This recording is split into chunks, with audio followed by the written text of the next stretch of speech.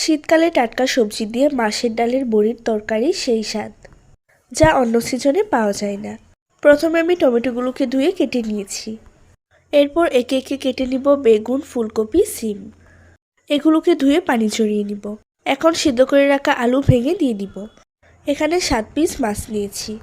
পরিমাণ মতো লবণ, হাফ চামচ করে হলুদ, মরিচ, ধনিয়ার গুঁড়া দিয়ে ভালোভাবে মাখিয়ে নিব। তরকারি রান্নার জন্য প্রথমে মাছগুলোকে বেছে নিব। সবগুলো মাছ মৃদু আছে বেছে নিব। আজকের তরকারিটা রান্না করছি মাছের ডালের বড়ি দিয়ে। প্রথমে প্যানে পরিমাণ মতো তেল দিয়ে বড়িগুলোকে বেছে নিব। বড়িগুলো তুলে দিয়ে দিব একটি বড় সাইজের পেঁয়াজ কুচি, সাথে হাফ চামচ পাঁচফোড়ন দিয়ে একটু বেছে নিব। দিয়ে দিব সব সবজি। সবগুলো সবজি নেড়েচেড়ে একটু মিশিয়ে নিব। এখন দিয়ে দিচ্ছি 8-10টি ফালি করা কাঁচামরিচ, 1 চামচ জিরার গুঁড়া, পরিমাণ মতো লবণ, হাফ চামচ হলুদ গুঁড়া, 1 চামচ মরিচ গুঁড়া, হাফ চামচ ধনিয়া গুঁড়া দিয়ে ভালোভাবে মিশিয়ে নিব।